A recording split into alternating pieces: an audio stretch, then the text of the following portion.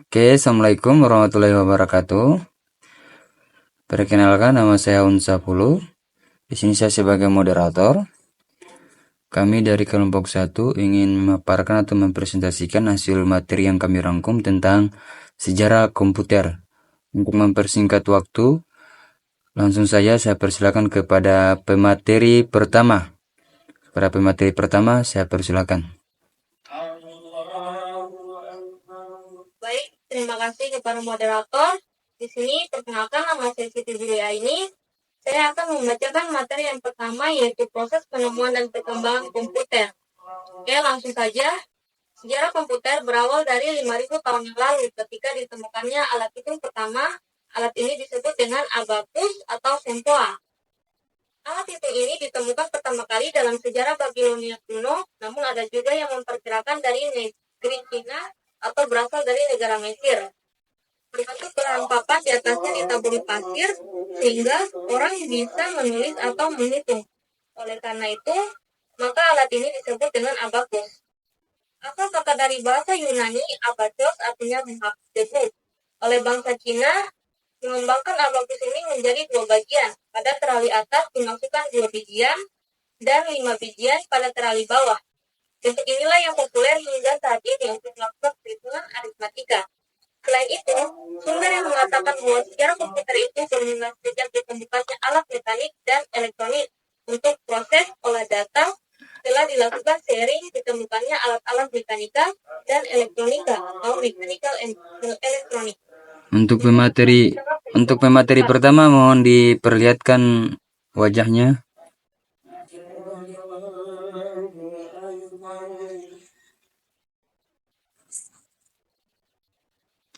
Baik, lanjut.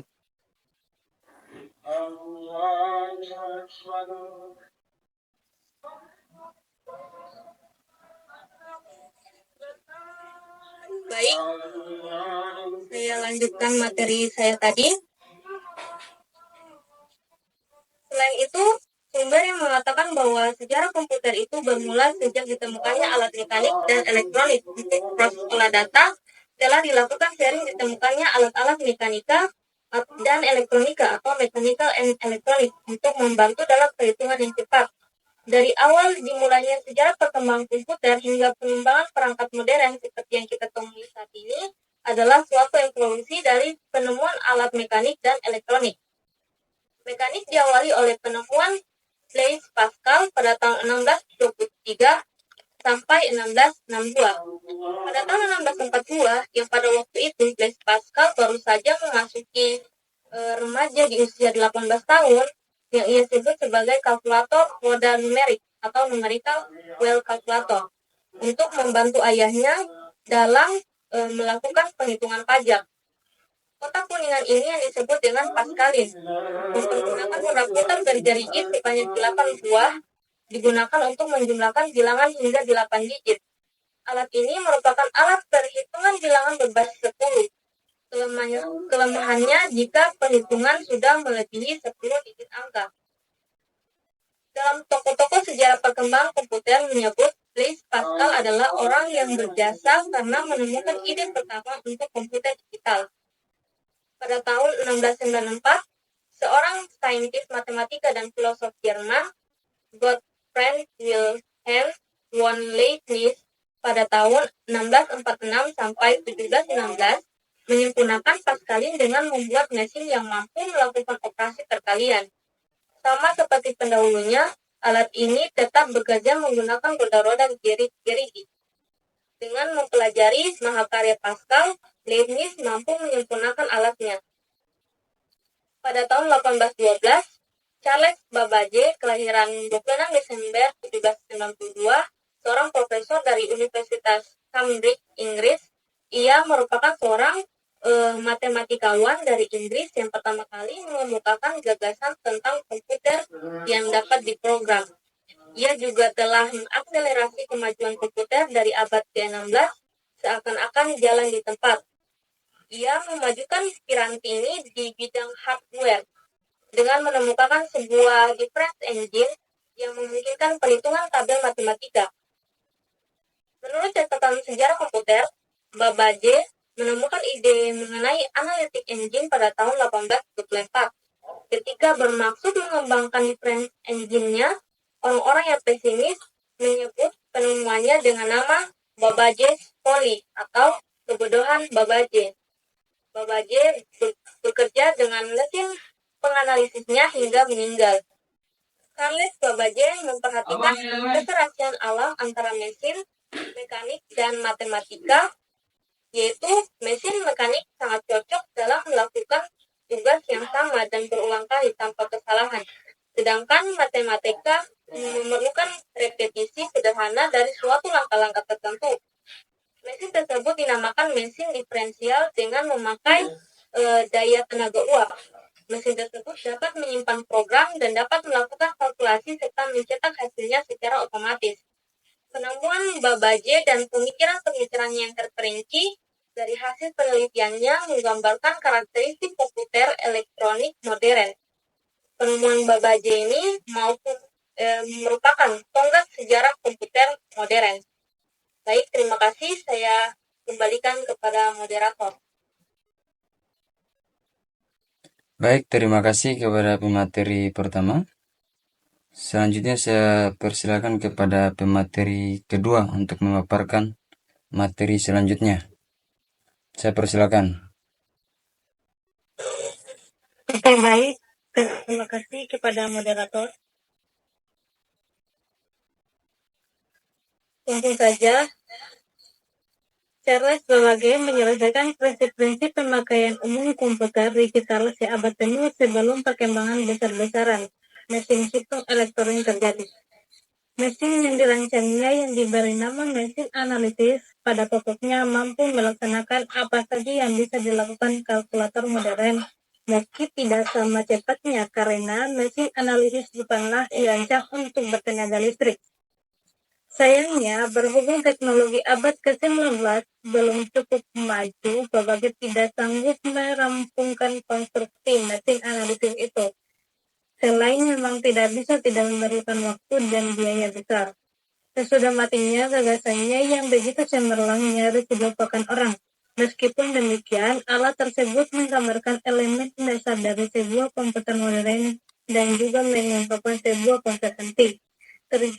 Terdiri dari sekitar 50.000 komponen basic desain dari analytical engine yang tergunakan flashhead card atau berlubang-lubang yang memuat instruksi operasi bagi mesin itu. Kemudian pada tahun 1944, Howard Aiken dari Universitas Harvard berhasil membuat komputer elektronik mekanik yang diberi nama Mark I. Tetapi sebelumnya pada tahun 1937, seorang profesor dari Iowa State College yang bernama John Vincent Atanasoff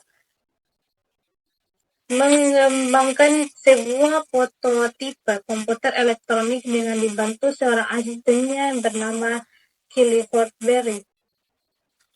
Prototipe komputer yang dihasilkan disebut ABC atau Atanasoff Berry Computer. Kemudian pada tahun 1940, Atanasoff dan Berry bertemu dengan John W.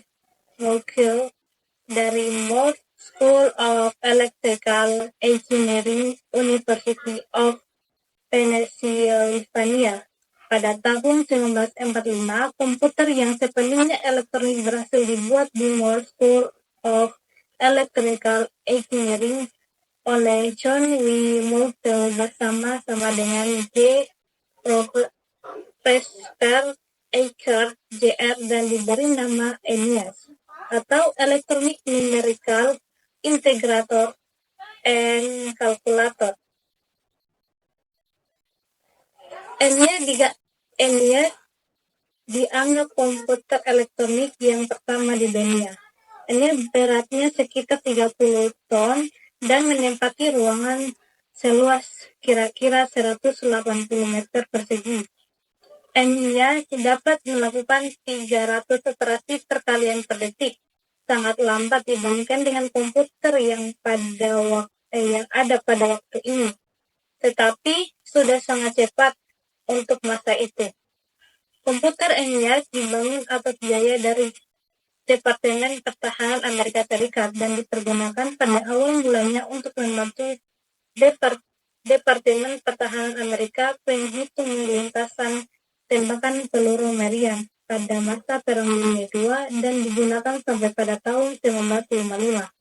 Saat ini, komputer tidak lagi sebagai alat hitung biasa, namun telah memasuki segala aspek kehidupan dan pekerjaan. Komputer yang ada sekarang memiliki kemampuan yang lebih dari sekedar perhitungan matematika biasa, namun bisa dimanfaatkan di berbagai bidang pekerjaan. Lihat saja penggunaan komputer di bidang kedokteran, misalnya USG, CT, scan, dan lain-lainnya. Di supermarket juga digunakan di kasir untuk melakukan billing dengan alat pembaca barcode. Itu saja, saya kembalikan ke moderator. Baik, terima kasih kepada pemateri kedua. Selanjutnya, saya persilakan kepada pemateri ketiga untuk melanjutkan apa yang dibahas oleh pemateri kedua. Kepada pemateri ketiga, saya persilakan. Terima kasih kepada moderator telah mempersilakan saya untuk membacakan materi kami. Saya akan melanjutkan materi yang dibahas oleh pemateri kedua, yaitu generasi komputer. Teknologi informasi pada awal abad ke-21 ini telah menunjukkan perkembangan yang signifikan. Teknologi ini pada prinsipnya adalah untuk melayani kebutuhan informasi secara tepat waktu, tepat guna, dan tepat sasaran. Informasi memenuhi kebutuhan tepat waktu jika dapat tersedia pada saat dibutuhkan, sehingga memerlukan kecepatan proses. Kebutuhan tepat guna akan terpenuhi jika informasi yang dihasilkan benar, sehingga mendukung pengambilan keputusan yang benar. Sementara penggunaan informasi tersebut baru dapat dirasakan manfaatnya jika diberikan kepada orang yang tepat dan benar-benar memerlukannya, sehingga informasi juga harus relevan terhadap penggunanya. Perkembangan teknologi komputer tidak hanya mencakup teknologi yang digunakan, tapi juga merambah sampai ke metode pengembangan sistem informasi dan konsep-konsep yang merupakan bagian infrastruktur dari suatu sistem dan teknologi informasi. Dengan ditemukannya abacus sebagai alat hitung biasa, sampai memasuki komputer generasi pertama sebagai tonggak sejarah komputer modern dari 6 dekade yang lalu. Perkembangan komputer hingga saat ini sudah memasuki komputer generasi kelima. Sejarah komputer modern dari generasi ke generasi, yaitu generasi pertama dari 1946 sampai 1959. Generasi kedua dari 1959 sampai 1965. Generasi ketiga dari 1965 sampai 1970. Generasi keempat sejak tahun 1970 dan generasi kelima. Kemungkinan komputer masa depan. Dengan teknologi komputer yang ada saat ini, agak sulit untuk dapat membayangkan bagaimana komputer masa depan. Dengan teknologi yang ada saat ini saja, kita seakan sudah dapat menggenggam dunia. Dari sisi teknologi, beberapa ilmuwan komputer meyakini suatu saat tercipta yang disebut dengan biochip, yang dibuat dari bahan protein sintetis. Robot yang dibuat dengan bahan ini kelak akan menjadi manusia tiruan. Sedangkan teknologi yang sedang dalam tahap penelitian sekarang ini yaitu mikrooptik serta input-output audio yang mungkin digunakan oleh komputer yang akan datang. Secara prinsip, ciri-ciri komputer masa mendatang adalah lebih canggih dan lebih murah, dan memiliki kemampuan di antaranya melihat, mendengar, berbicara, dan berpikir serta mampu membuat kesimpulan seperti manusia. Ini berarti komputer memiliki kecerdasan buatan yang mendekati kemampuan dan perilaku manusia. Kelebihan lainnya lagi, kecerdasan untuk memprediksi sebuah kejadian yang akan terjadi, bisa berkomunikasi langsung dengan manusia, dan bentuknya semakin kecil. Yang jelas, komputer masa depan akan lebih menakjubkan. Itu saja yang saya bahas. Saya kembalikan kepada moderator. Baik, terima kasih kepada pemateri ketiga. Sebelum mengakhiri presentasi ini, saya persilakan kepada Saudari Vivian untuk menyimpulkan apa yang telah kita bahas tadi. Kepada Saudari Vivian, saya persilakan. Baik, terima kasih kepada moderator. Saya akan menyimpulkan dari materi sejarah komputer. Jadi, kesimpulan dari sejarah komputer yaitu penemuan ide-ide oleh para ilmuwan saat awal mula perkembangan konsep-konsep komputer di masa lampau telah dikembangkan menjadi komputer yang sering kita temui setiap hari. Komputer yang awalnya hanya untuk membantu kehidupan manusia dalam perhitungan matematika, kini menjadi sebuah alat yang sangat membantu kehidupan manusia. Berawal dari ukuran komputer yang besar, kini hanya sebesar genggaman tangan. Perubahan zaman sangat mempengaruhi perkembangan komputer. Seiring banyak sesuatu yang diciptakan manusia dengan proses yang begitu panjang yang telah melewati beberapa generasi, besar kemungkinan akan muncul komputer yang diberikan program atau pemerintah untuk bisa melakukan keputusan sendiri tanpa diperintah atau dijalankan manusia. Mungkin itu saja kesimpulan dari materi sejarah komputer. Saya kembalikan kepada moderator. Baik, terima kasih kepada Saudari Vivian. Dan terima kasih kepada teman-teman semua. Mungkin cukup sampai di sini presentasi kita. Apabila ada salah kata atau salah tingkah mungkin mohon dimaafkan, karena manusia tidak luput dari kesalahan. Saya akhiri dengan ucapan Alhamdulillahirrabbilalamin. Assalamualaikum warahmatullahi wabarakatuh.